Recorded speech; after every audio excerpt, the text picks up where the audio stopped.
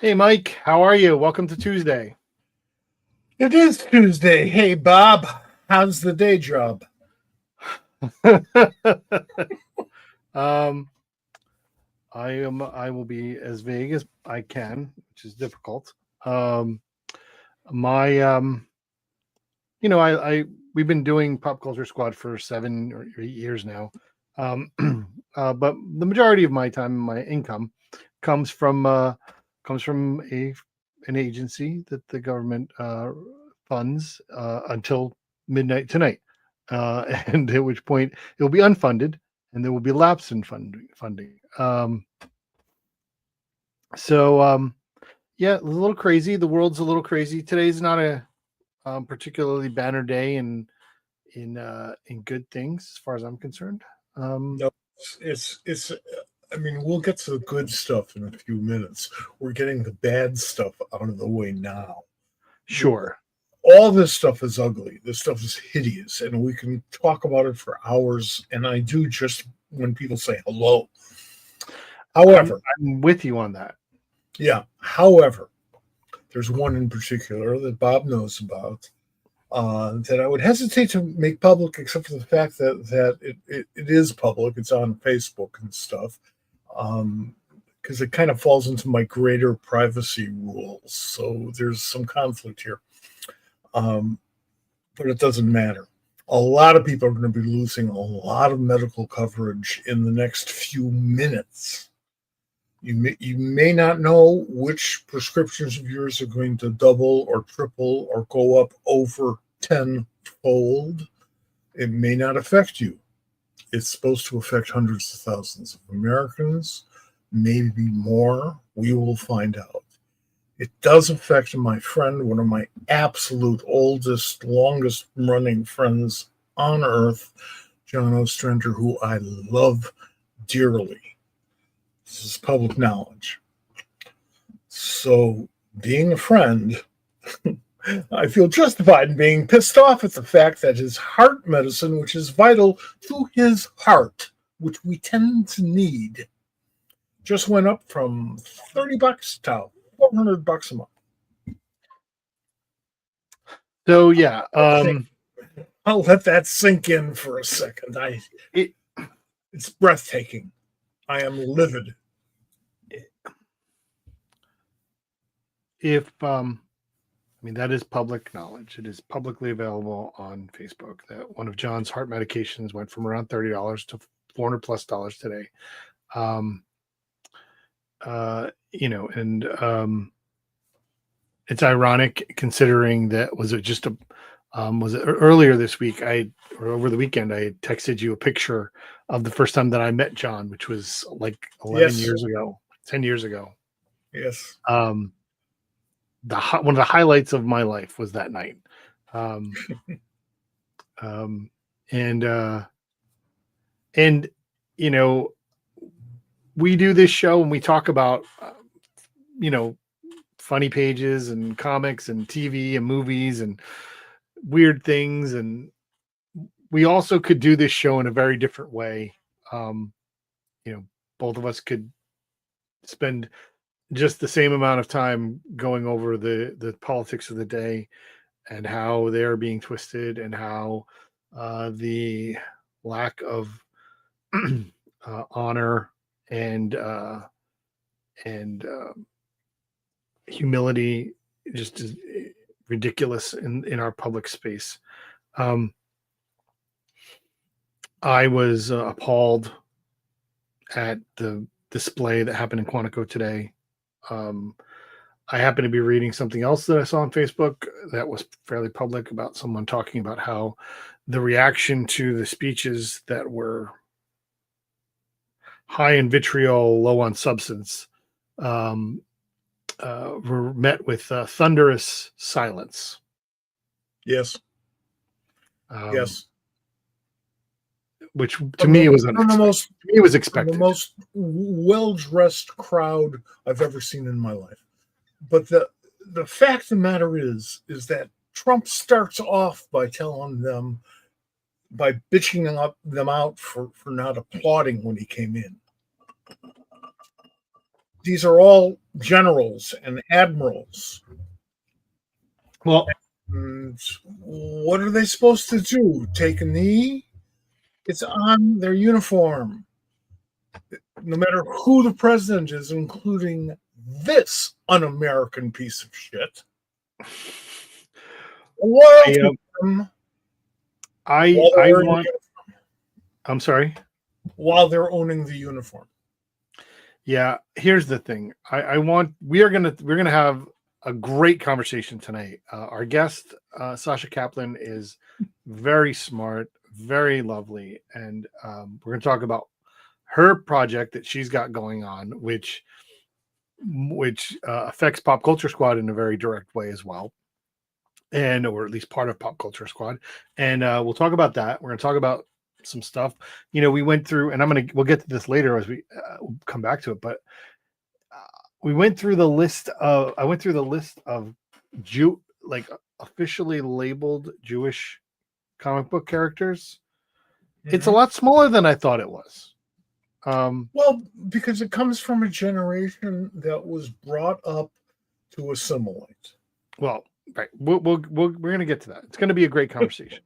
But let's stay here a little bit on the politics, because there's something that is pop culture that we want to talk about that we haven't gotten to. We missed our show last week because our guest Franco had some personal issues that he needed to take care of, couldn't make it to the show. Luckily, we have rescheduled him for Thursday this week.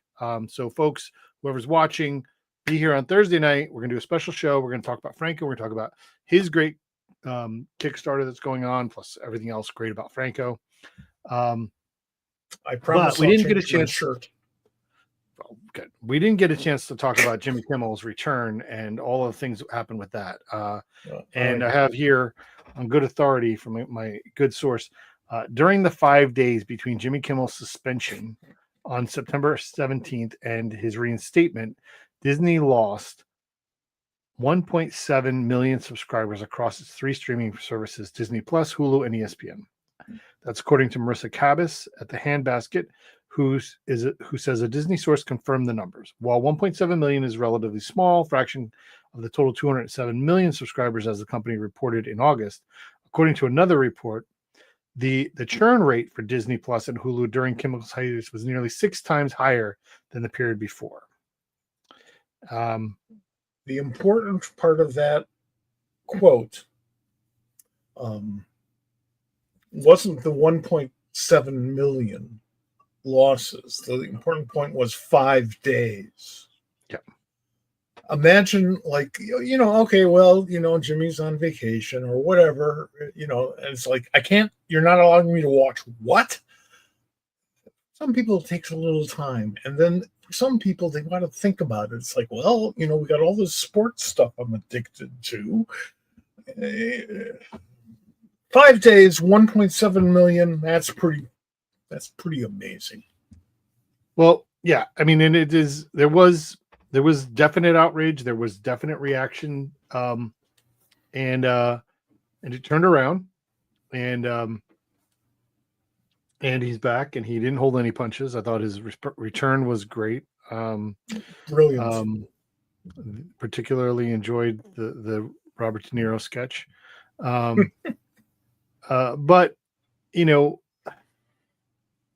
it's a world that we are. I really never thought we would be here. We start doing this show, 2.5, almost 3 years ago. And I never thought that we would have to be careful about what we say. And there are times when I do, and it is, we want to keep doing the show. But we also don't want to be inauthentic. We also don't want to be, disingenuous. Anybody who knows me knows how I feel. That's how it goes. So I'm going to keep it going as best as I can while not getting us in trouble. I have been doing political blather nonstop since 1965, which makes me a really old man. So if they want to come after me, you weren't a man then, though. You were still a little boy. I was still a little boy, but I learned. And I'm not going to change now. So Bob is sort of forced into being the balancing presence, and I apologize for that, Bob. No Uh, worries. Good luck with that, pal. Well, I want. Can I make a plug? yes, Lighten it plug. up a little bit. Let's plug something tonight. For those of you who are watching this live, because if you're dead, you're not watching this. If you're watching us live tonight at 11:35 Eastern daylight time, I had to think about that. The lead guest on Jimmy Kimmel's program from Brooklyn will be Stephen Colbert. At 11:35 on The Late Show with Stephen Colbert, Stephen's guest is going to be Jimmy Kimmel. They're both doing each other's shows on the same night. You know that I guess they at the same time. Yeah, well, they delayed one of them. I don't recall which one, but they delayed the taping of one of them so they can make that drive. My guess is that Kimmel, since he has other guests, is probably the guy who went second. But we'll find out. I think that's the coolest thing in the world. Sure, I think so. That if I'm awake at that point, I will certainly do it. We'll be done by then, so you can watch the whole show tonight and then go do that. You can almost watch the show twice. I want to let's talk about a little bit of comics first, because this is something that you and I have been texting about over the past week or so, and it shows up in your column on Monday. We've mentioned this for a while. The Phantom property for comic books is being licensed to Mad Cave Studios, which is one of our favorite publishers of the day. Issue 1 is out. We have both read it. You wrote a column about it. Not only the Phantom, this comic, but also there's a webtoon that's on Comics Kingdom that's being written by Alex Segura. This is written by Jay Fox with Russell Olson and Taylor Esposito. Correct me if I'm wrong, but didn't Russell Olson do the art for Traveling to Mars? I think so. I might be wrong. I know he did something with Mark Russell. I think it was that. And Traveling Mars, you'd think I'd know that off the tip of my tongue. Well, that's why I asked, because I know. I thought. Yeah, I think so, but I'm old and stupid. That was a great series. An absolutely great series. The best part about that, and just to segue, is that someone asked Mark Russell if there was going to be a sequel, and his response was, "Did you read the book?" Yeah, yeah. And he even did the prequel. He already did the prequel in the story, so it's locked up, guys. Yeah, that's great. It stands on its own, just like. No, I was wrong. It's not that. It wasn't that. Something else that he did with Roberto Melli did Traveling to Mars. So, but anyway, this is great. I really enjoy Russell Olson's work here. You and I were talking about Taylor Esposito's lettering. I think it's smartly addressed. I think it's well executed. Speaking about lettering, something else I sent you today. Well, yes. Well, one of our favorite people and one of our favorite letterers. You want to go with it? Well, I mean, here's the thing. I don't know about it. I'm not going to share that because we're on YouTube. We need to stay on YouTube. But oh no, I didn't mean the artwork. No. Well, I will tell you. I'm going to tell you about it. So let this is for the folks. So Mike sends me texts often. It's one of the highlights of my day usually. Mike sent me a text of a page, a black and white page from Heavy Metal Volume 2, number 1. And it was a comic page. There was a woman on there. I noticed she was not very completely dressed at some point as you're looking through and scanning page on your phone. And I looked and immediately saw lettering and I'm like, oh, that's John Workman's lettering. I'm like, oh, I'm pretty sure. And then I looked at the caption at the top and the credits part of it, and I'm like, oh, that's 100% John Workman's lettering. And then I'm like, oh, that might be John Workman's art. And as I was then zooming in and saw things which we cannot show on this show, it is definitely John Workman's art. Oh yes. And it is it was an entertaining moment of my day. John was involved with heavy metal pretty much from day one. Sure. And I have a story about the launch of that magazine if you want to go there. But he's been doing this sort of sexy stuff, one-page things every once in a while for a long, long time. And every time I see it was not frequently and not much lately, but every time I see his stuff, it's like, why isn't he drawing comics? Well, because he's too busy lettering them, you schmuck. And since you hire him as one of your letterers, you leave well enough alone. No. Phenomenal artist, great sense of humor, maintaining that, sort of Bollywood tradition of sex comedy in comics. Oh, yeah. Really nice Absolutely. stuff. Really nice stuff. And to follow on that, he is going to be at Baltimore Comic-Con. Only a couple of weeks away. We're going to be ramping it up over the next couple of days next couple of shows as we talk about it. We might. I'm negotiating a special guest from the show, so we'll see about that. But yeah, that was a surprise to me too. It will be a surprise to you. We will always do a surprise. Okay, so we have a couple of things. I'll save this one for next time, for next show. We'll talk about that next time. There's a couple of which one? No, don't tease us like that. No, we're going to talk about. We have a show on two days. We got stuff. We need stuff to talk about. We're going to talk about. Okay, that. Fine. All right. So you got to come back to find out what it is. But I just want to talk about a couple of comics that coming out tomorrow because we do. This is a big week of really important, good comics. So there's a couple of things I want to talk about. This being one of them. The Author Immortal comes out tomorrow from Image. It's written by Frank Barbieri. The art is Morgan Beam, who we had on the show earlier this year, with Hassan Otsman Elhau on lettering. It's really good. It's got a lot of different things.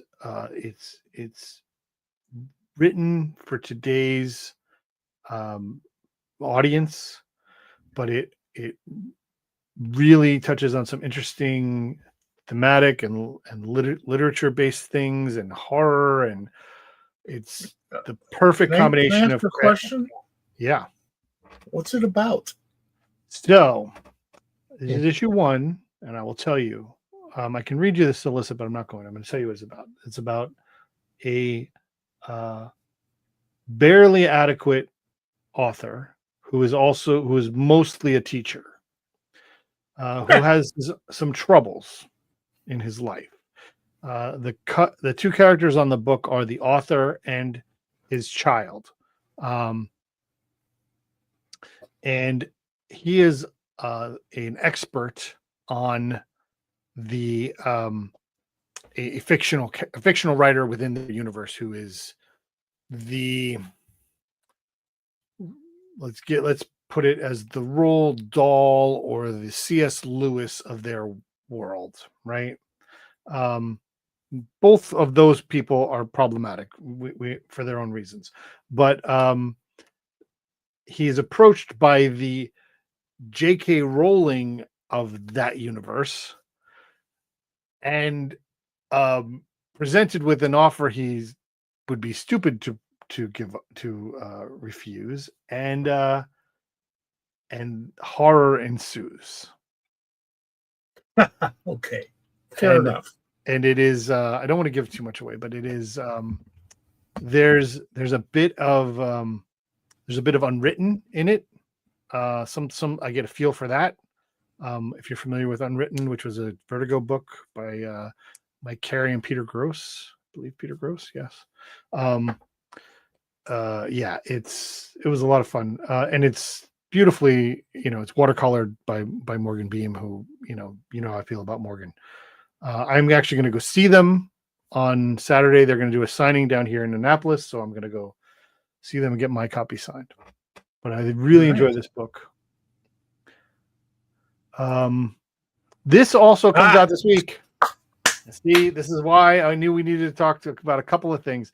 So, the complete Megaton Man universe, the collected edition, is available in bookstores and comic shops and online, and you should find out where you can get it. It's being published by Fantagraphics, so I'm sure it's on Fantagraphics' website as well. 600 pages or something like that. Yeah, what do you and have to that's say about just like volume 1. Yes, it is volume 1. It's just the 80s. I have a PDF of this. I was a fan of Don Simpson's from the moment Dennis Kitchen showed me Megaton Man, which was, I think, in the 1820s. And we worked together on Wasteland. We were friends. I love seeing him at conventions. We never get into food fights. So he's a terrific guy. And this is some of the funniest stuff on Earth at a moment in time when there were a lot of really good superhero sort of parodies, heavily influenced by Gilbert Shelton's Wonder Warthog, I should point out. And I mean that as a compliment in every respect. Well, I agree with you. I'm excited about that. I'm excited about that. This also comes out tomorrow. Kill All Immortals Volume 2, which is an ongoing in some. Anyway, listen, we loved Kill All Immortals, the first volume. I did. I've read this issue already. I enjoyed the crap out of it. We had Zach Kaplan on the show about a month or two ago talking about some of the other stuff he's got going on. And we talked about this. This is, if you like familial long-running saga with blood and guts and drama and red hair, this is it. I not compliment that logo when Zach? You did compliment the logo. You did. I renew the compliment. You did. You absolutely did. So, all right. So one more thing here. We're gonna bring in our guest, and I'm very excited to have her here. Me too. So, we met about a year ago or so at New York Comic Con, which I'm certain she's attending in some manner. I will not be there this year, but I'm excited to talk to her. I was excited. We kind of talked about having her on the show from the very beginning because she's a bright person and has a lot to say, and I wanted to get her opinion on a lot of things. And we kind of just worked it out, and now luckily she's got a Kickstarter going on, so we can talk about that because if we are here on Pop Culture SquadCast Live, we're going to talk about your Kickstarter because that's how it goes. So without further ado, let's welcome Sasha Kaplan to the show. Hi, Sasha. Thank you so much for having me. That's such a sweet introduction. Thank you so much. Well, we love having you here. We're very excited that you are here. So I'm really looking forward. I love reading about you and your background. Now it's time to see if you got the right stuff on the air. Oh God, I'm in the hot seat. Is it too late to leave? Can I run away? Yes. No. How far is it from the Canadian border? Not close. We're not close enough. Not close enough for any of us. Let us. I want to get right into. Get right into chutzpah. So, lost it back here, and here we go. So chutzpah is a Jewish celebration of comics. It's a Kickstarter that's running right now. It ends on October 21st, so you got plenty of time to get behind this. There's already 115 backers. You're more than halfway there. Can can you tell us about this project? Like, what is it that people will be getting from Chutzpah? It is. So What is it an actually unabashedly Jewish anthology? So the idea behind the Jewish anthology really started with Daniel Kalbin, who's author of American Dreams, and the idea was to bring together comics creators of all different walks of life and who are Jewish, who could tell stories that celebrate and Jewish identity, Jewish experience, Jewish joy, and Jewish existence in a way that was informative and positive and was unapologetically Jewish. So it's And about, I'm sorry. Please go on. so the idea is, and as a Jewish representation advocate, I'm constantly pushing for what I deem or call tangible Jewish representation. So representation that is visibly and experientially Jewish. So you can look at the piece of medium and know exactly that this is Jewish, that the characters are Jewish, they talk about being Jewish, and their experience, their part of the story is specific to not just about them being Jewish, but their Jewish identity drives who they are. And so we have, as you're scrolling, an amazing group of creators who Yeah. are contributing some really, really amazing stories that are just, they're all really, really different and they're all unique, as you can tell from some of the art previews here. And I can't really spoil too much, but I think there's something in there for everyone, whether you're Jewish or not. I think there's going to be things that you can relate to, things you can laugh at, things that might make you think. And I think personally, I love things that challenged my understanding of things. That's why I grew up reading X-Men. So Very good. So it's lovely to see this compilation of different stories, stories of love, stories of debate, stories of contemplating Jewish identity, stories of perhaps warriors and Jewish heroes. I'm trying to be coy so that it's intriguing enough that people go and donate to this Kickstarter, but I am so honored to join and be a part of this project. As somebody who's not a comics creator yet, perhaps, but as someone who is a big proponent of Jewish representation in everything. Okay. Bob and I are going to wrestle for this one. No, you go. Okay. Sasha, that's great. And I'm always interested in that. And given my background, there are a lot of hooks there for me. How did you get into this? What about your background made you feel the need to participate and, more important, to be an advocate? Everybody needed a hobby during the pandemic. It really started, I don't even know where to begin, honestly. It was partially about, I started looking at comics starting maybe in like 2016-ish, 2017, looking at comics from a more academic perspective because I got curious, like, has anybody ever written about the history of comics? And at that point, I knew about documentaries that existed and I'd seen like all of them, some multiple times. So I started looking at comic scholarship, and that led me down a rabbit hole of wanting to study comics as a historian.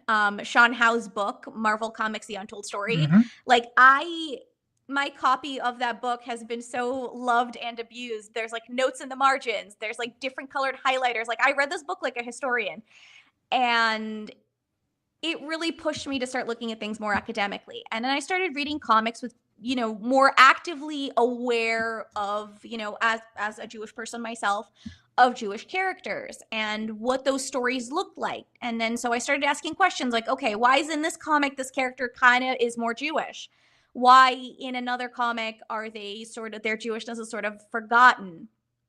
And so all of those things kind of culminated during the pandemic where what do you do when everything is closed? You watch a lot of movies and you watch a lot of television. And then I started looking at different films that had Jewish characters. And I started seeing a lot of tropes. And some were okay, some were questionable, some were kind of horrific. And then I coined actually this was in 2016, I think, maybe 2015. I actually coined something called the Afikoman effect. So the Afikoman is a piece of matzah that is hidden during Passover, and either the kids find it or you send out the parents to search for it. And there's a lot of symbolism that goes into it, and it's a promise of good things to come. In this case, the 2015, 2016 Fantastic Four movie had this moment with Ben Grimm as a kid, and he's like wrestling, roughhousing with his older brother. And the camera pans to a bookshelf, and you see a menorah. And I got really excited. I was like, oh my God, they're going to make the thing Jewish. And my head started spinning of all of the ways that they could incorporate Ben's Jewish identity into the movie. For those that have seen this movie, you know none of that happened. And so, that was my own fault for setting unrealistic expectations. But it really got me thinking of like, well, okay, what is this? And then as soon as it clicked in my head, I started watching cartoons and films, and I started seeing the same thing over and over again, where you have these background moments, this offhanded line of like, oh yeah, me and my bar mitzvah, or like, oh, it's a Hanukkah thing. But it had never had any impact on plot, story, or character, or if it did, it was kind of horrific. Dare I remind anybody about the Hanukkah armadillo from Friends, which lives rent-free in my head and gives me nightmares to this day. But I coined the term Afikoman effect as essentially a false promise of representation. The Afikoman effect is essentially like playing Where's Waldo, but with Jewish representation. So congratulations, you found the background menorah. You get to feel good about yourself, right? You found Waldo. Does it mean anything? No.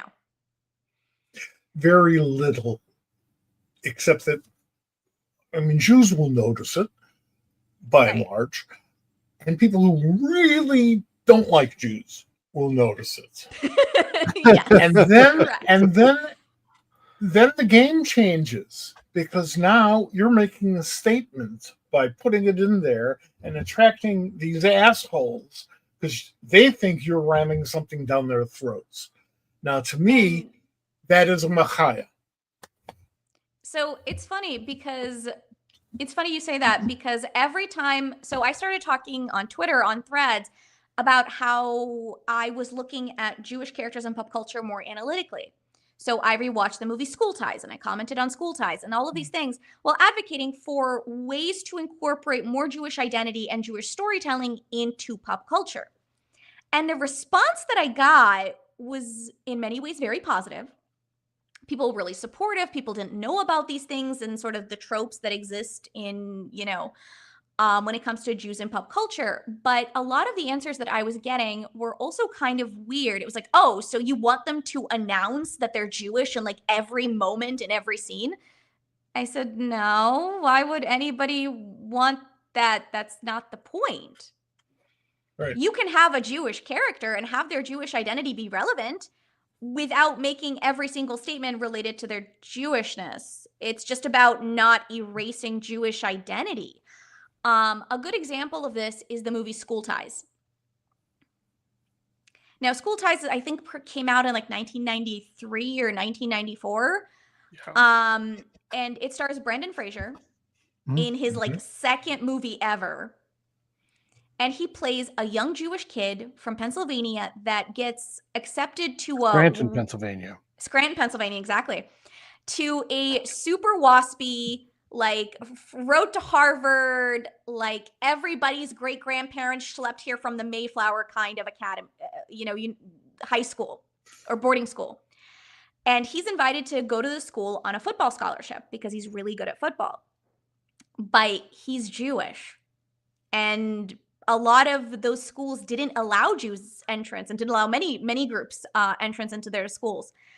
And so it's a story and journey about him figuring out who he is, hiding his Jewish identity.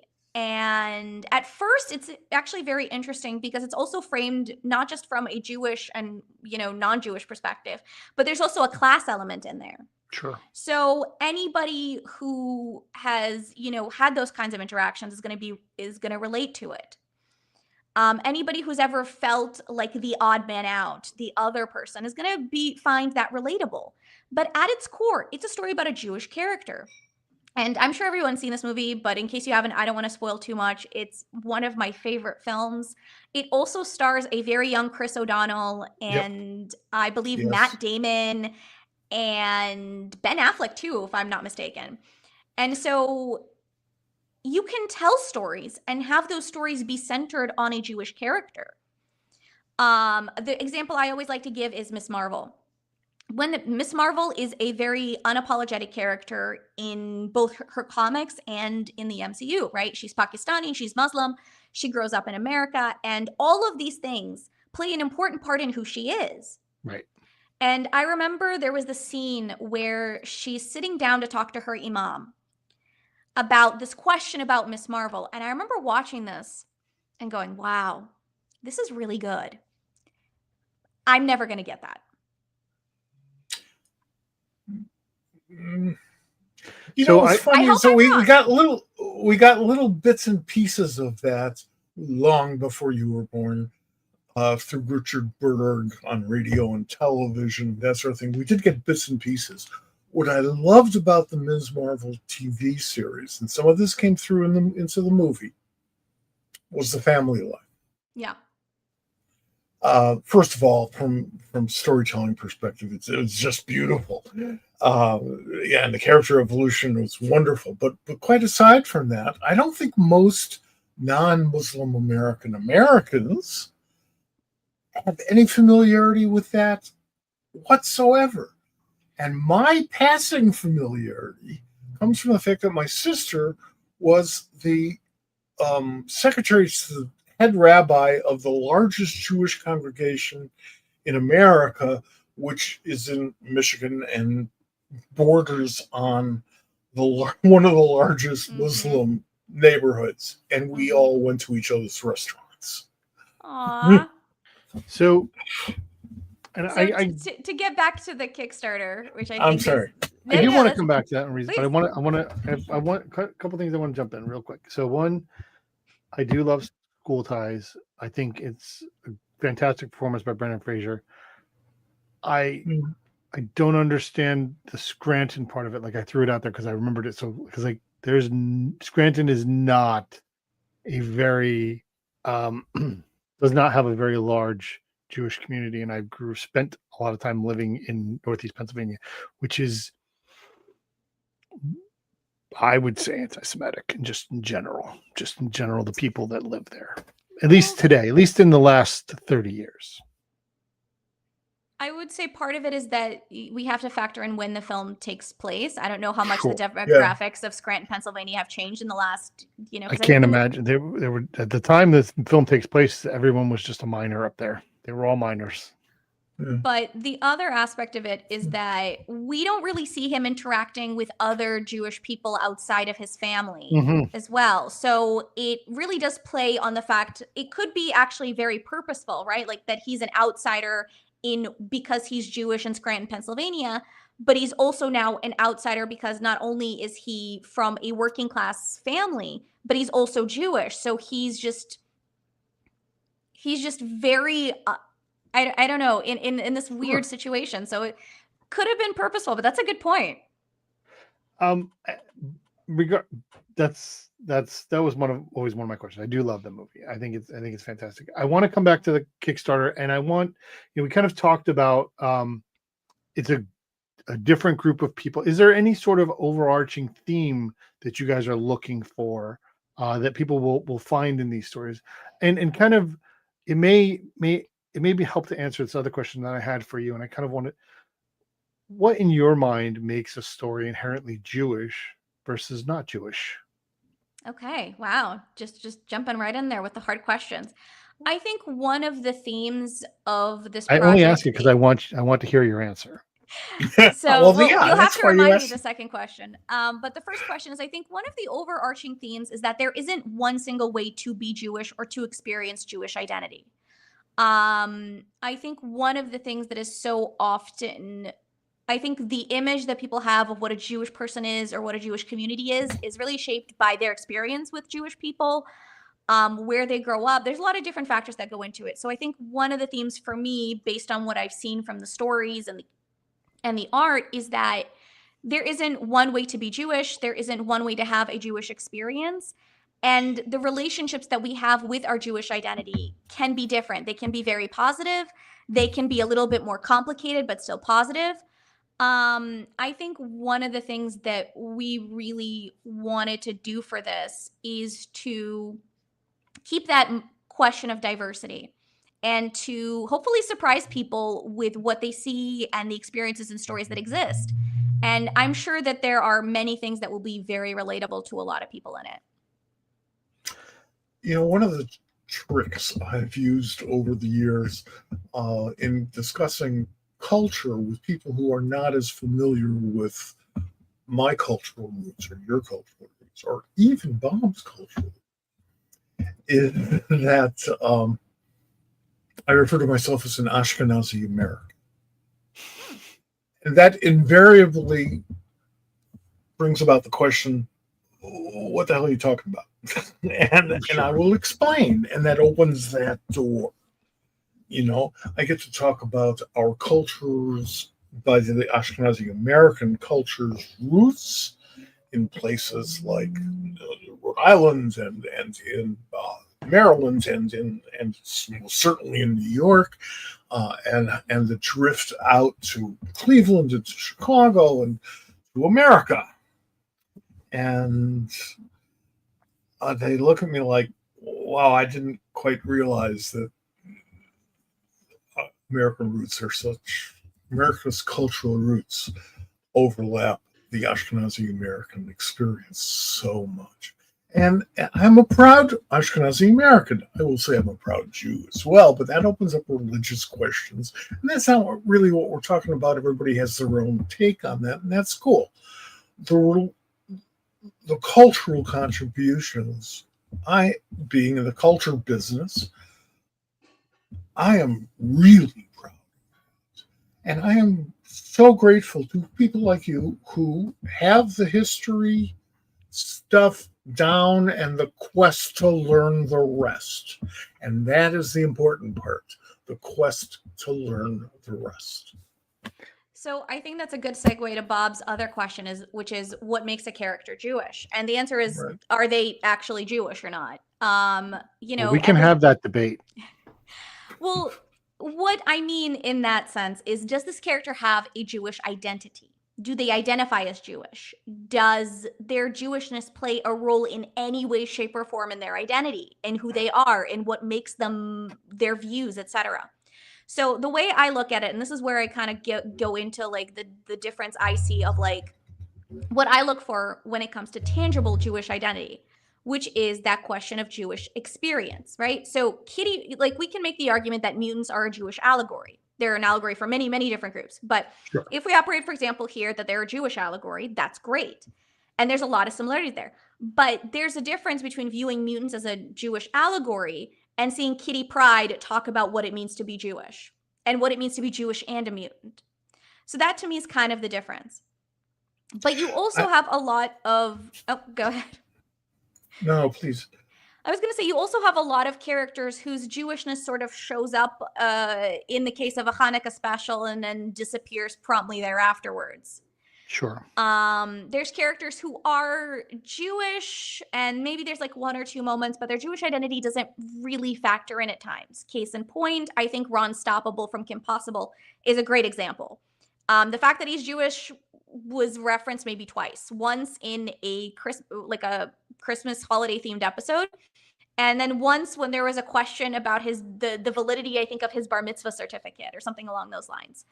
But it rarely is it shown to affect who he is so much, and maybe it's been a minute since I've rewatched it. But I think unless you've seen those two episodes, you won't know that Ron is Jewish. I didn't remember it all. And I've watched them all. I think part of the beauty of Kitty Pryde's character is that Chris Claremont, whereas he knew the area, the Deerfield, Illinois area, and I went to high school just south of there. He has family there. He was learning the Jewish experience. Now, being in New York, having spent so much of his life in New York, you pick up an awful lot of that, and there are a lot of hooks. But taking that out to a solidly suburban environment at that point in time, when the third generation and fourth generation American Jews were mostly living in urban suburbs, I thought that was inspirational because for him, it was telling stories about that was a new experience. And it wasn't really just a new experience for him, it was a new experience for everybody. Was the spirit Jewish? Well, he acted that way. I mean, the same thing could be said about Spider-Man. Well, yes. That's on the list. We can talk about that later. So, I mean, I'm having a great time here. I just want everybody to know. But I want to come back to the Kickstarter because there's something we do need to talk about. So, for the folks who are listening and watching,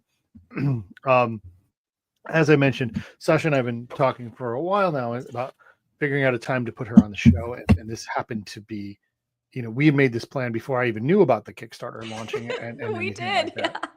And then for those who are friends of the show and fans of the show, our good partner Mark Allen Fishman texted me last week and said, "Hey, is there any time that I can be on coming up soon? Because I got something I want to talk about." And I said, sure, we'll figure something out. And I said, well, what is it that you're wanting? He's like, I'm doing a Kickstarter. And I said, well, what Kickstarter? Let's find out about it. And he sent me the link. And I looked and I saw, that is how I found out that Sasha was doing Kickstarter, because it's the same one. In case you didn't know, one of the creators here, Mark Allen Fishman on Chutzpah, the Jewish experience. And wait a minute. Why is he the only one in black and white? Because that was the picture he submitted. That is the picture. I see. And reality sucks. Let's make up a story. Reality's nothing. Mark was going to join us tonight. Things, life hits, and there's he's got some things he needs to take care of, so he won't be able to join us. He'll be around again, of course, because he's but he and Kathy have like 50 kids. He always one of them's sick. Kathy's not doing so great herself, so he's got to take care of that. So, and it's just serendipity how that works out around. Even though it's more evidence of Mike's donut shop analogy. Oh yes, the comic book industry. Yes, we all work we're all in the same donut shop. And it's so interesting that, and this is maybe a fun little story, which is the fact that I first knew about Daniel. I think we met through Twitter. And over the course of, I think it was also during the pandemic, because everybody was online. And I started, getting connected with different, again, comic book historians. And then I started sort of interviewing people and then, making friends online and making friends on Facebook. And then it led down to the Jewish Comics Experience, which happened at the Center for Jewish History in New York. I think the first one was in 2023. And through that, I think by that point, Daniel and I were friends. I think I knew Arnon Shore, and then I met so many other people, and it's been wonderful seeing their successes as well and be able to cheer them on. So it's funny how life works out, and it turns out social media can be good for something. It's a weapon. It needs to be used. It needs to be wielded correctly. Oh, I like that. I like that. I also want to talk about, I want to share my experience a little bit. So I remember I think I grew up understanding Jewish coding, getting some things there. But I remember very distinctly feeling recognized. The first comic book character, because I grew up in the 80s and I grew up reading Marvel and DC, and I read X-Men, of course Kitty. But I think it was Nuklon, which most people don't know as Atom Smasher. He was originally Nuklon, Alan Roth. Alan Rothstein, and his Jewishness, as written by Roy Thomas, was a part of his character, and he talked, and it was just there was something about him, and that awkwardness that he had, especially in his younger days or his early appearances, really spoke to me. And it's interesting because while he is canonically Jewish, another example of a character who was one of the characters I read as a kid who is canonically Jewish that never was really a part of their character is Colossal Boy. I don't feel like that he I didn't I to be honest with you, I thought Gene Roddenberry said by that time there would be no religion. So yeah, so Colossal Boy is canonically Jewish, but it's not part of it. Whereas Atom Smasher, for the new kids, or Nuklon for the old kids, it was absolutely a part of his character. And I remember I'm like, hey, I know what that's like. Yeah. And I think that's one of the things that I think we're going to want to talk about is what representation means. And I talk about this a lot. I talk about it in all the things I do about in this industry. I am very aware that besides my ethnic Jewishness, I am everything else that's the majority. I am the middle-aged white guy, right? Who's cis and straight. And, I am that. But I am very much someone who wants to bring other voices and other experiences and other lived experiences, to have their stories told. So I think that's part of why I do that, because you see a character and they're like, oh, they're talking about their bar mitzvah, or they're talking about when, their grandfather taught them something. And you're like, oh, I have that. I know what that's like, but not everybody else does. And I don't understand when they're talking about, Christian experiences or different things like that. I still don't understand what Catholic guilt is. Like, they try to explain it, and it just doesn't make any sense. Okay, so But Sasha, the thing you don't know about me is that I was baptized Catholic, bar mitzvahed, then I was confirmed Catholic, and lots of stuff. So I have both. I have all the guilt. Well, we're just waiting for you to turn Sanchurian. That's all. Don't worry about it.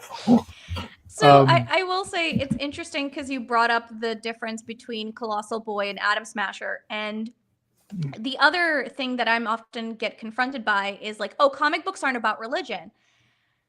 And I think there's a fundamental misunderstanding about what being Jewish is. And I think that plays a role in their understanding and portrayal of Jews, is that Jewish people aren't just a religion. We're an ethno-religious people. We are very unique in that. We're not the only ones, but we are one of the unique groups that are considered ethno-religious. So they can be ethnically or religiously connected to that. So I try to explain like being Jewish isn't just a religion. It's my identity. It's right. Who I am. It's my ethnicity. I can't change my genetics. Sure. Well, you know what? That's the point, is that we grow up, or we're raised, and we live in an ethnicity, and I think that's the right word. The experiences that we have at times when people who are not Jewish, which is the vast majority of America, and the people that we interact with, is 97%, yeah, just different experiences. And so when you talk to people and you're like, well, what did you do on winter break? Well, there's a whole different experience. And so when you see someone else that on in film or in comic book or on television, having an experience that's authentic, that's accurate, it gives people a sense of comfort, just like all of the majority of experiences that people who are not of that ethnicity see, just like why it's important for things like Ms. Marvel, for those people who have a different experience, to see themselves there as well. And I It's think confusing for some people because they think of Jews as a separate entity that is religious and is a nation, and I guess it's a culture and it's a type of food. I mean, it's hard for people who who aren't familiar with that experience to find it in most of America. It's easier now. I got to tell you, it's been at least 30, 40 years since anybody has stared at my forehead looking for those horns.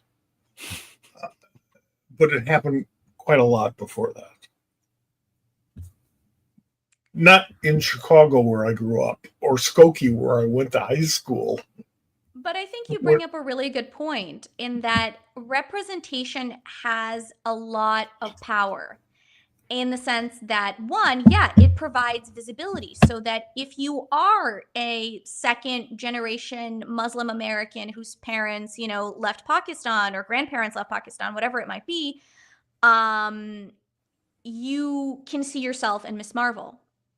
But Yes. for those that aren't Muslim or Pakistani, that provides a small window into an experience that you might know nothing about. Yes. It's a way of creating space for people to learn from other cultures and other experiences. And there's a lot of commonalities that could come from, other people. So for example, like for me, I look at Miss Marvel, and she's a character who is, struggling with what it means to be this young Muslim Pakistani girl in America.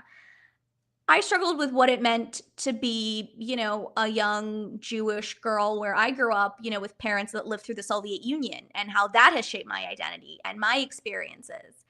Right. And, where do I fit in? And so there's, again, and even if you're not an immigrant or have immigrant parents, there's still so much to relate to in the Miss Marvel series. And that can be said for so many stories. Just because it's not about you doesn't mean it's not relatable, right? That's right. But also there's this idea, and I don't know, it's like I actually had somebody say this to my face once, which is like, oh, if it's too Jewish, then it won't be relatable. And I said, huh? Like, what are you talking about? What? People can't relate to my story just because they didn't experience my life, or they can't relate to a story about somebody else and learn from it. And just because you can't relate to it doesn't mean you can't enjoy it and find entertainment and some other value in it. And find some really great new stuff. You mentioned opening up a window. I agree. What I'd like to see is it open up a door. I was lucky in that my DNA makeup is weird, and I grew up in Chicago when it was, and to a certain extent still is, regarded as a very segregated city. It is sort of. It was a city of neighborhoods. Obviously, I grew up in one of the Jewish neighborhoods. Other people grew up in Greek neighborhoods or what have you. But for me, we had this wonderful transportation system in Chicago. So for me as a kid who was allowed to go out on his own, I would hop all over the city, usually with friends, and discover different cultures. I was eating Mexican food long before it became hip to do so. I was tired of it by the time it became fad food. But I had that cultural curiosity. Now, I credit a lot of that with comics, because when you're younger and you're reading a comic book, you fill in your own cultural events as they relate to you, according to your experiences. So that opened up my sense of wonder about the wonderful cultural smorgasbord that America truly is. No, definitely. That's the magic of comics, and this is also why I love the X-Men, because not only do they, open those doors, they get you to think. Yeah. And they not only get you to think, they challenge your own ethics and your own morals and your own identity. And you wonder, okay, what would I do in this situation? How would I treat these people? And, we all want to believe that we would stand with the X-Men and the mutants, but the reality is a lot of people wouldn't. Right. And that's obvious. right.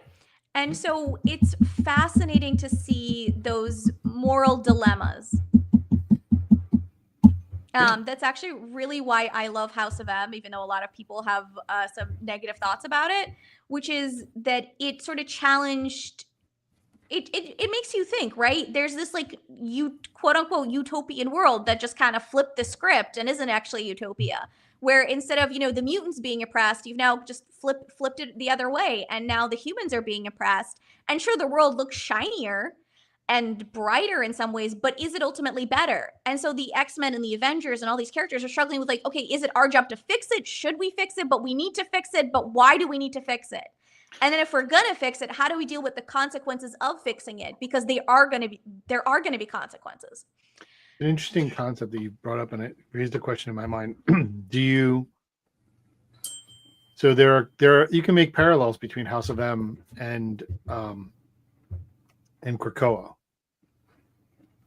Right, in the case where the mutants become the superior, and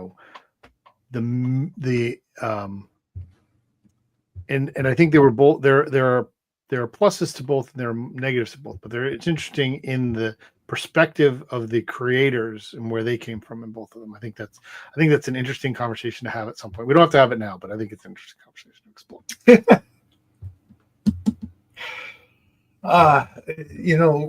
We call comics a storytelling medium, and we've made great progress in doing historical stuff in comics as well, or helping catch up with the rest of the world in that regard. But from a storytelling, it's still a story. History is a bunch of stories that we hope are real and are supposed to be real. Storytelling is the business that we are in. It is our vocation. It is our calling. But you need stories to tell. And there's so much out there in the world to point to and say, hey, look at this. And to use those characters, keeping them in character to respond to them.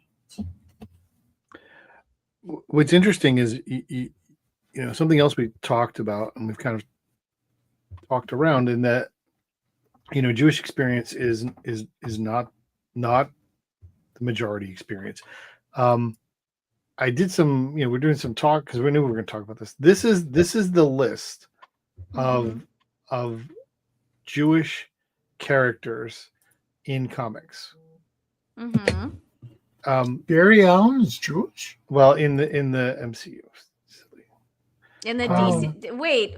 Oh, do we have to claim him? Could we not claim him? Listen, we don't want to. I'm not claiming. I don't really need to clear it. It depends which Barry Allen. Well, this one is another. This is another list. Film, the same thing. This one also has Bruce Wayne on it, which I disagree with. So okay, that one is actually highly debatable because I understand, because Martha Wayne is Jewish, therefore he's Jewish, and that's how it goes, right? Because his first cousin, Kate Kane, is Jewish, so therefore there has to be some kind of connection. And since his mom and her mom and Bruce's mom were sisters, then therefore everybody's Jewish. That, of course, will never be elaborated or really explored, unfortunately, but it would be very interesting. Right. But as I said, this is the list. It's not a lot. It's not. Oh, no, but do we know the specific religious identifications of all the other characters? Well, you know what? Can I tell you something? This is the situation that we live in, is that the assumption is that it's representative, and this is a small representation, because Jewish experience is smaller. I agree. But I agree. And there's a lot of Jewish creators there who could have done more over the years. I think I understand why they didn't. That whole assimilation thing we were talking about, and that was an important part of the Jewish American experience. There's another. It is Sasha's generation that's rediscovering our roots. And thank you for that, by the way. I don't. So okay, look. I'm not a representative. I'm a little bit of a unicorn. I think. Just because it's not so much a generational thing. I think for me it's just about how I grew up and the values and experiences that my parents instilled in me. That I didn't really grow up religious, but I grew up with a strong sense of a Jewish identity. Right. I grew up with an understanding that I am Jewish, and I don't think it was anything like sort of directly instilled, but I grew up with the sense of like understanding that my Jewishness was important and it was a core part of who I am.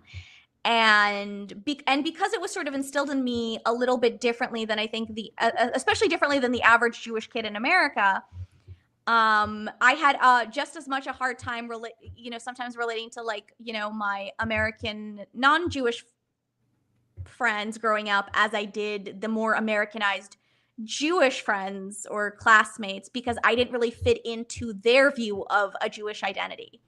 Right.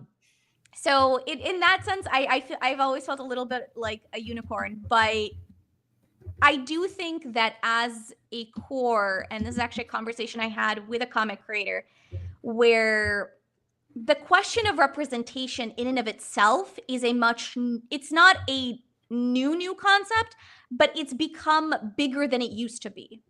Right. So that is, I think, very much generational, where there is this new Sure. generation, whether it's me, whether it's, it's the millennials, it's the Gen Xers, it's a push towards visibility, towards bringing attention and relatability and experiences of individuals who are very underrepresented to the big screen, the small screen, and the comic book screen, and telling those stories. I like that phrase, the comic book screen, and I'm going to steal it from you. Gotta run. Give me a second. I just need to run to the patent office and trademark that. Yeah, yeah, really. You should. See how fast you get a registration on that. Let's see. T- between here and 80 years later. Since we have a Jewish scholar, a Jewish comic scholar on the show, I wanted to give you an opportunity to talk about. There are debates. We both know people who've had these debates and made their points about characters like Superman and Spider-Man, both of them being considered Jewish coded. Mm-hmm. Let's put it that way. Well, I would like your opinion. Okay, so Superman is not Jewish. Roy's definitely going to be watching. Okay, just so you know. He knows. He knows. I have a lot of respect for Roy. He knows I do. Superman is not Jewish. I'm sorry. He's not Jewish. He's a Jewish allegory. Mm-hmm. In the same way that the X-Men are, the mutants are a Jewish allegory. But Superman doesn't have a Jewish identity. He has this Jewish coding in a very Jewish mythological story. Don't get me wrong. I'm not dismissing that. But at its core, I don't see Clark Kent putting on a kippah or, attending somebody's bar mitzvah or having that experience. He's an immigrant story, I think, more tangibly than a Jewish tangible story. And there's nothing wrong with that, because a lot of Kent is from Iowa. Is from Kansas. Excuse me. He grew up in Kansas. He was raised in Kansas. Now, I'm not saying there aren't Jews in Kansas. I've been to temples in Kansas. There's got to be at least one Chabad house in Kansas. Come on. Yeah, I mean, there's a few, and also the food in Kansas City is way too good. But having moved from that point, his values are very Kansas values, but noble. I mean, he's like the most noble dude in history. And that's who Clark Kent is. Kal-El figured out who he was much later. Yeah. But So, at the end of the day, even if you factor in the Krypton of it all, there's, again, Jewish themes, whether, they're very prevalent. But, again, there's no tangible physical Jewish identity that comes with it. And there's definitely room in the discussion for characters like Superman, but I personally do not consider allegorical representation to be representation. Right. So It depends on execution. Right. Maybe. So Yeah. Spider-Man, on the other hand, is kind of tricky. Uh-huh. Because there's been so many different Spider-Man writers over the years, and if I remember correctly, even Brian Michael Bendis at one point, and correct me if I'm wrong, someone, I'm sure they will, said that when he wrote Ultimate Spider-Man, he really envisioned Peter to be a Jewish character. How that is reflected in canon, I was kind of surprised. I think Superman is a lot more tangibly coded to be Jewish. But how much of that is actually Peter's Jewish and how much of it is just, he grew up in Queens and Brooklyn and, places where the likelihood of interaction with the Jewish population are a little bit bigger than, say, Kansas. And he definitely sprouts more Yiddish than I think any character in comics ever. Sure. But not more than any New Yorker. That's the thing, though. So yeah. I think you can view him as Jewish. You can view him as not Jewish. And I think that's actually the magic and uniqueness about Spider-Man. Because I think it was a voice actor I asked at one point. I was like, do you think Spider-Man is Jewish? Because I think the voice actor I was speaking to happened to be Jewish. And I could be mixing up interactions, so prefacing that now. But the answer that I got was that kind of yes and no, which is that Peter Parker is supposed to represent the everyman. He isn't supposed to have, I guess, from that interpretation, he can be viewed from a Christian perspective, he can be viewed from a Jewish perspective. Because he definitely celebrates Christmas, but he also makes really random Jewish references sometimes in comics that are not necessarily typical of just, saying klutz and putz all the time. So Spider-Man is definitely debatable, and I will be very honest, I've really gone back and forth on it. I think there are moments where he appears more Jewish, and there's comics and with writers, sometimes he appears less Jewish. And then we get into the Spider-Verse, which everybody always likes to bring up with me, where we have Peter B. Parker, who we see, do the whole breaking of the glass at his and Mary Jane's wedding. And I remember watching that. I said, I found the Afikoman. There's also, Spider Trafe. Ah, yes. Took me a second.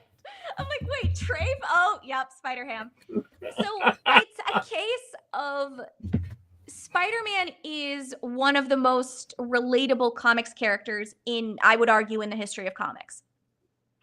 I agree. Okay. At least in mainstream comics. It's interesting because I feel like it's interesting because if you go back to where he started and how he became a character who was always relatable, but in certain ways, but then really evolved. It's interesting his origins and the people who were writing and drawing him at the time, because they are not necessarily the most relatable people. But they got the New York bit. Oh yeah, they understood the New York culture, which in Peter's case was more what we associate with as a Jewish culture, Jewish American culture. So that's the thing. I think both interpretations and both arguments have merit. I think ultimately it's up to the writers and artists that are working on these stories to bring more of that to light if they choose to. But they are not very likely to. Yeah, well, there's a lot of paranoia out there all over the place. One of the most famous repressed comics is an issue of Swamp Thing that was repressed because it offended a highly Catholic person. And he was able to make the argument that it would offend a lot of people. And the publisher, the daughter of a rabbi, agreed with that. And now we have this famously banned comic book that before too long they're going to they're going to print in some hardcover edition that costs $300. Well, similarly, or I guess maybe slightly dissimilarly, you have the movie The Prince of Egypt, which the creators of the film actually, if I remember correctly, had a sit-down meeting and consulted with different people from different religious, sects, Jew rabbis, different Christian ministers and stuff, to present a respectful portrayal that would not offend or infringe on anyone's beliefs necessarily. And I watch it every Passover completely unapologetically. So I have no problem with it. Yeah. I've been to a couple of those meetings, like 2 or 3 of those meetings, and I got over the years, and I got the impression that those people are like the expert witnesses that they hire, for like federal cases. They all know each other. They all know how to compliment each other. They all know when they think the other one's full of shit. It's wonderful. So on that note, I do. We're getting along here, and this is awesome. There's one more character that we need to discuss, and I'm saving that for Sasha. But we will. But before we get to that, I'm going to give Mike an opportunity because he just said that he's had those meetings about things. So I would like for you to talk about this. Ha! You were laying in wait, weren't you? I was. This is prepared. What? So I mean, this is a good story. This is issue 24 of John Sable Freelance. I have talked to Mike, the other Mike, about it. We're talking about Mike Gurl, the writer and artist who wrote and drew this. But you were the editor of this book, and I was. What? I mean, first of all, you're a cover guy. When this was the cover, what was your perspective? I'm guessing here because it was 1,000 years ago. 40. My guess was my first reaction to seeing the sketch, because that's where I would approve it, was, wow, I'm glad we're not going to the newsstands with this one. There was a direct sale, no UPC there. We didn't do newsstand at First Comics. But that was it. I mean, I've known Mike for 1,000 years. He didn't grow up in what I would consider to be a culturally diverse neighborhood.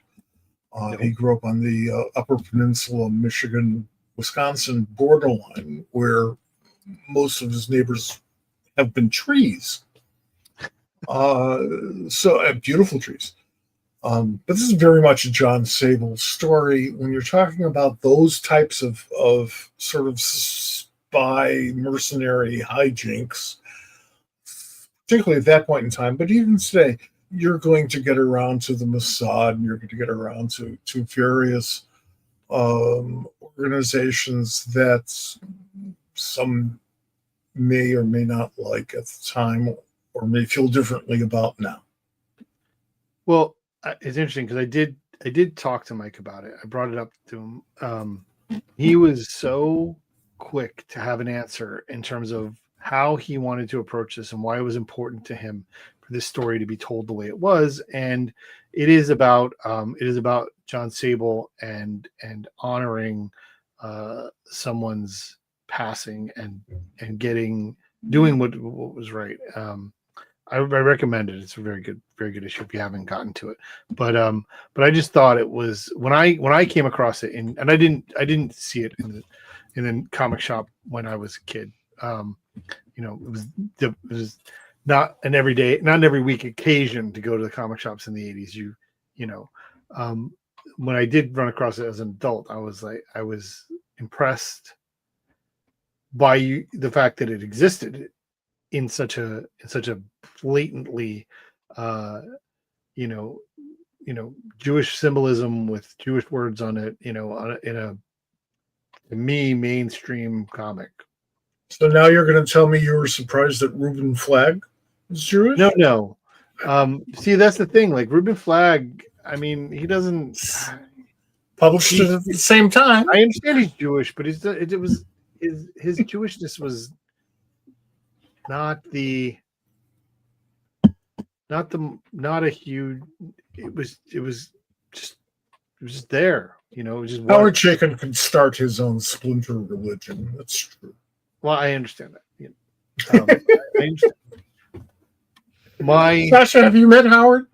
I have had the pleasure. He's wonderful. Yes. Another one of my oldest friends. Great guy. I always appreciate people that are very honest, and he's probably one of the most just unabashed, honest people I've ever met, and I have a lot of respect for him. Yeah. Also, his cultural knowledge of American culture is breathtaking. So I've saved the best for last, and I would like. Oh boy. Okay. I would like to talk about Agatha.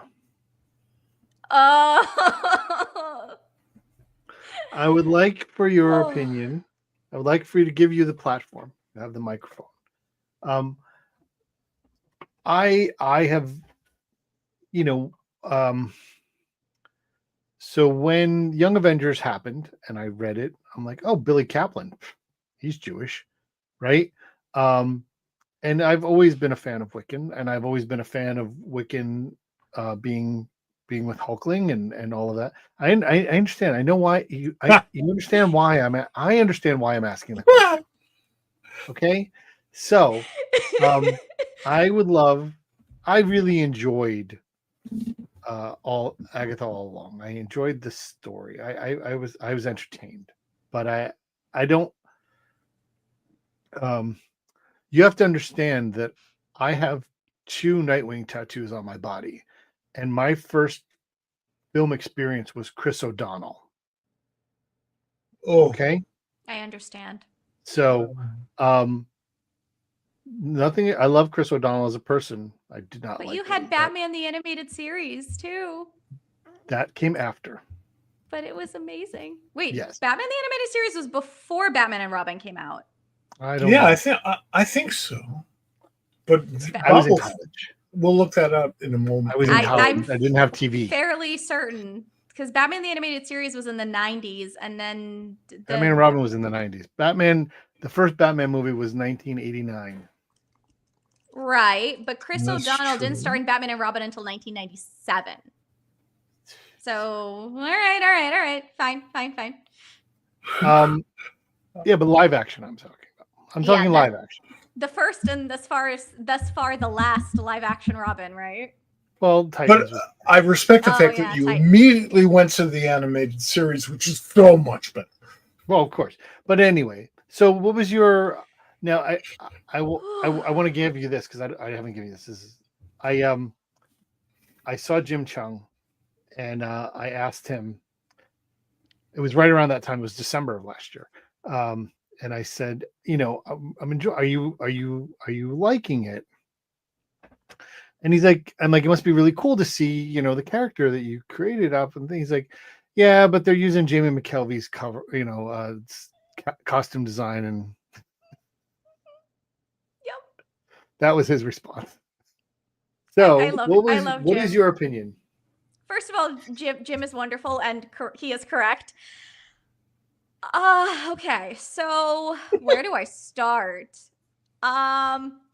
It still brings me pain when I think about it. Where to begin? I remember when all of the rumors were circulating, and I was saying, like, just cast a Jewish actor, because, like, for the love of God and Kirby, like, just cast a Jewish actor to play a Jewish character. And they cast Joe Locke, who I think his only acting credit at the time was the Netflix series Heartstoppers, which is based on a comic. And I said, okay, this is a choice that I respectfully disagree with. And then other rumors started circulating, because this was, you know, Twitter, and everybody was saying 5,000 things. And I kept saying, okay, but like Jewish identity. And I was told, oh, well, Jack Schaefer, the showrunner, is Jewish, so that matters. I'm like, okay, but does she care about that sort of thing? Right. Because just because you happen to be Jewish doesn't mean you care about Jewish identity or Jewish representation or telling Jewish stories or even respecting Jewish characters. And in a place like Hollywood, you have a lot of people who are very proud of their Jewishness, and you also have a lot of people, and this is historically true, who are very, very, I guess, assimilated, for lack of a better word. So they are Jewish, but they don't talk about it. They don't dwell on it. They move on from it. And so they introduced this character. So when Joe Locke was cast, nobody talked about who he was playing. His character name was Teen. And everybody was like, okay, he's Billy. And I said, oh God, please don't let him be Billy. Please, please, please. That's the cover of Children's Crusade #1. So Billy was also one of my favorite characters. I think I remember reading, I think I borrowed the first volume of Young Avengers from my high school library after begrudgingly going oh, this is a Teen Titans ripoff. I'm not going to read it. Nah. And then I read it and just fell in love instantly. I love when comics and characters can change my mind about them. I'm always open to having my mind changed. And I when did not Agatha expect premiered, to love Young Avengers as much as I love Young Avengers. It's just magic. It's magic. And I grew up reading Teen Titans. See, I grew up on the animated Teen Titans series. And so when that was, and then a few years later when I was, that was airing, I was in high school, I picked it up. It's like, oh, this is just going to be a Teen Titans ripoff, put it down. And then I had read everything else. And I was like, okay, well, the cover looks kind of cool. I might as well just pick it up. And then I grabbed the second volume. This was before the full trade was published, I think, where you had Sidekicks and Family Matters in one trade paperback. And I read it in a single day, both volumes. I couldn't put it down. And then in 2010, I was at a little comics expo, and I was talking to this writer who was selling his comics, and I mentioned that Young Avengers was my favorite, and he says, oh, I was just at a convention with Jim, and you know what he told me? I said, what? He said he's meeting up with Alan, and they're getting the band back together. I must have looked like an insane person to everyone around me, because I started jumping up and down like you just gave me a pony. That man made my entire year. Or actually, was this 20? No, this wasn't 2010. Maybe it was. Yeah. When Avengers, so that was what led to Avengers, the Children's Crusade. But anyway, so I had a pit in my stomach. And I've read every single thing that Billy has appeared in. Some things I would very much like to forget, but here we are. And when the big reveal came, oh, this was the thing. Everybody was telling me not to worry about the Jewish representation because there were rumors of a bar mitzvah episode. I said, oh my God, a bar mitzvah episode. This has never happened in the history of television ever. Okay, fine. There's going to be a bar mitzvah episode. So this is episode 5 or 6. What's worse is I literally watched this right before I went to New York Comic Con, which was a very bad idea.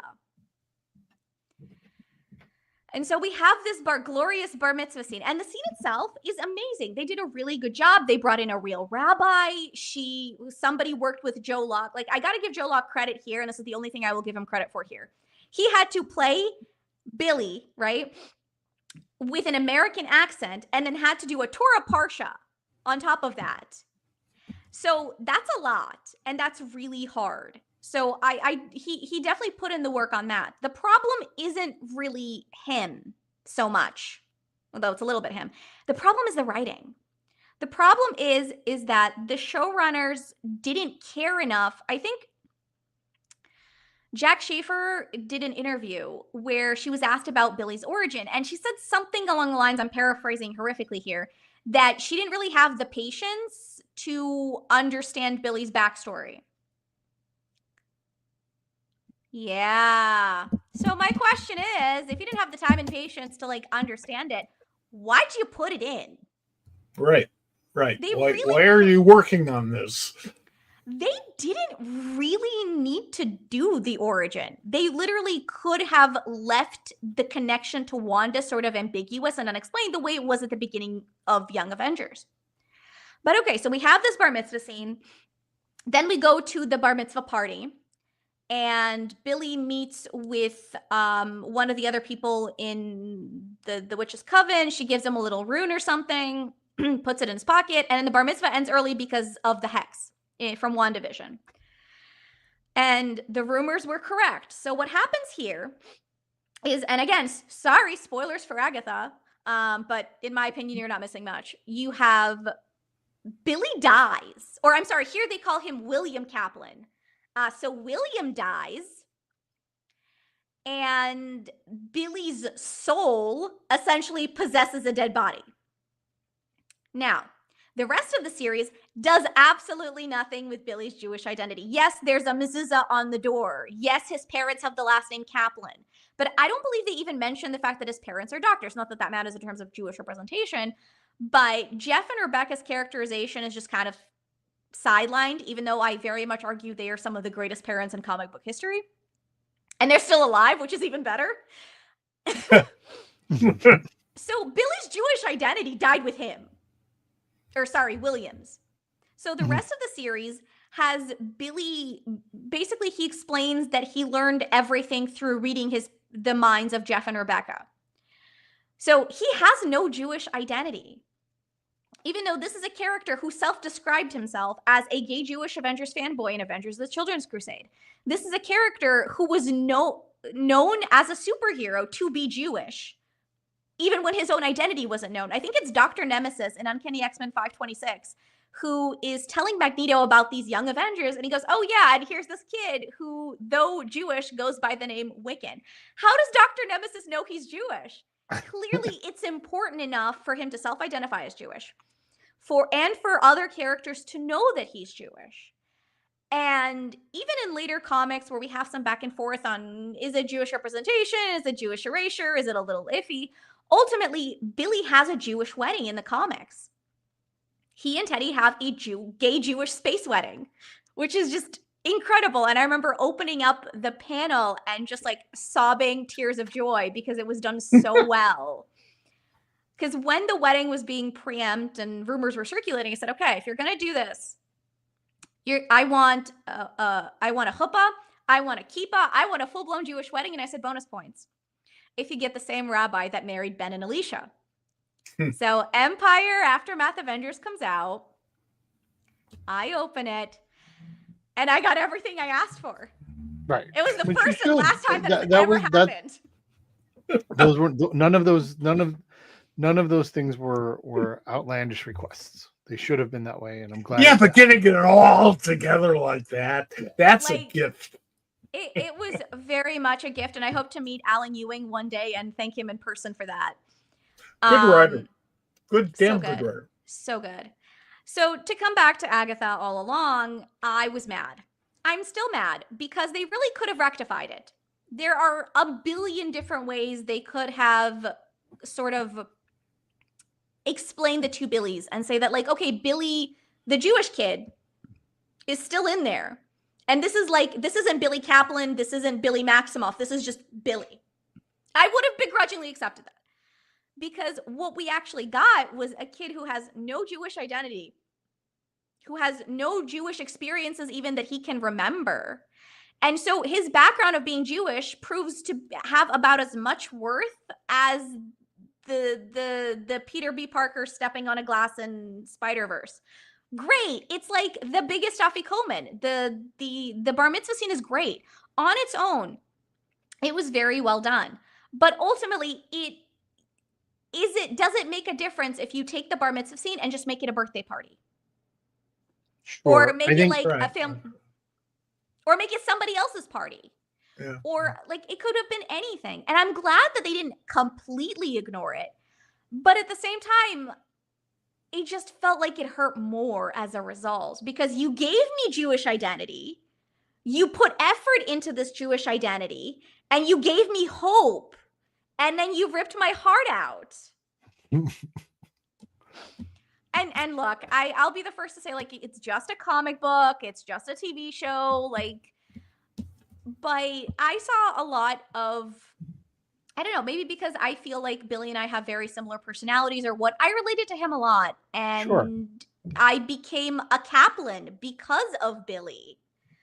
And so it just hurt. I'm sorry for bringing up the hurt. I think part of the reason why I wanted to ask it was exactly for the reaction that I got, and that, you know, we talk about this all the time. We talk to people on the show who are creators That's and their who job, are man. but at the end of the day, every one of us can do exactly what you just did. Talk about where somebody got it wrong and why it hurts and why it was wrong, and we can do that for half an hour without even breathing. Or you can just read my Substack. I had a whole review of Agatha All Along. You know, I've had the weirdest feeling. Never had that when we're doing one of these SquadCasts. I wish Joe Kubert was here right now, in on this conversation. We would have wound up doing another 3 hours, but I don't think we would have lost a single viewer. My God, it's and by the way, that shows respect to the subject, to you, Sasha, and certainly to Joe. I mean, to have me and Joe Kubert in the same sentence is kind of cool enough, you know? So I greatly appreciate that. What an amazing man who's both he and Jerry Robinson have done more. Well, that's a whole subject for another time. That's another time. I want to remind people that Chutzpah is still funding till the 21st of October, which starts tomorrow. Where's the exclamation points on the art? I don't know. Don't get upset. Honestly, I'm an editor. The lion is just so good, though. It doesn't need the exclamation point. You know, if it makes you feel better, the tail is the exclamation point. Okay, just tell somebody to put a trademark on it. If you need to know where to find it, first of all, it's on Kickstarter. Second of all, if you go to the comments section of wherever you're watching this or listening to it, there's a link there for this Kickstarter. Go and back it. This looks like it's going to be fun, and you guys are hoping to really do well here, so that you can continue this as a series, come back and do more anthologies. We are hoping that happens for sure. I know, I definitely am. So I really appreciate that you guys are too. Well, I should say to all of you out there in the ether that Bob and I both personally back this, which is not that unusual, but we put our money where our mouths are. Pony up, folks. Let's get this one off the ground. No, seriously, Sasha, please give us the boost that we need to make this possible, because it's so important to tell Jewish stories and tell unapologetically Jewish stories that are just as wonderful and just as joyous as other stories you might read, that just have something special in it, and you can hopefully see yourselves in it. If you happen to be Jewish, or even if you're not Jewish, you see yourself in it too, and you learn from it and you find joy in it. All right. Thank you so much for being here. We really appreciate you having you on, and we'll do it again. Thank you, Sasha. I appreciate it. You're willing to endure us once more. Anytime. You guys are great. Can I add? I do have one more quick plug, if that's okay. Go ahead. Absolutely. I will be at New York Comic Con, and Jenny Kaplan, Danny Fingeroth, and Roy Schwartz and I will be on a panel Thursday at 5 p.m. Talking about Jewish identity in the Marvel Universe. So if you want to know Roy's thoughts on the question of Superman, even though it's, not a DC related panel, he also has, I believe, another panel he will be on that is specific to Superman. So if you want to have that conversation with him, that hopefully you'll have an opportunity to do that. And come see me at New York Comic Con. Sounds great. Danny's doing a whole thing, and I should look this up so we could actually really plug this. about his Superman Clark Kent. Disguised as Clark Kent, his book, yeah. Yes, yeah, and it's up on the East Side, and he's a West Sider, so I'm a little surprised. But Danny's a good guy. At the end of the panel, though, just whisper to him that you know for a fact that he's not really Jewish. Oh, it's bullshit. It's total bullshit. I had to like go, wait a minute. What do you know that I don't all of a sudden? I know, I was watching your face. I'm sorry. You saw that like what I broke up like. Right. That was it. I mean, You tell him Mike said it and he'll understand. Oh, he'll understand immediately. Well, no, seriously, thank you guys so much for having me on the show and for not just plugging the Kickstarter, but also supporting it. It really, really means a lot, and you are greatly appreciated. Thank you very much for being here. Thanks. Your work, we'll which talk to you soon. your work, which has just started, is going to be so fascinating. Let's see Thanks, what I come Sasha. up with next. That's right. That's right. Bye, Sasha. Thanks. Oh, that was fun. That was fun. And I That was able to exercise some muscles I haven't exercised for a while. That's Well, always good. This is why I challenge you. Well, I appreciate it. I do. So We're going to be here Thursday. Thursday, 2 nights from tonight, less than 48 hours, we will be back in your eyes and ears with Franco, and I can't wait. It's going to be a lot of fun. Make sure you follow us, like, subscribe, do whatever that you need to do. There's a little button that says remind me when you see the thing out there so that you get a notification. We'll always put it up there on popculturesquad.com, so you can go there and see all of our SquadCasts there as well. So we'll see you in a couple of days. Our written words of wisdom, and Sure. along with Mark Fishman and Ed Cadwell, it's a wonderful thing. You'll enjoy. We expect that you will support us everywhere we are, because we will be there for you regardless. And until then, we'll see you in 2 days. Mike, See you in 2 days. Thanks, folks. bye guys.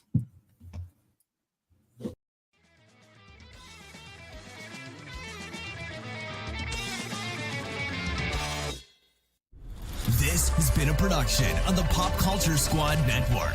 PopCultureSquad.com. How do you nerd?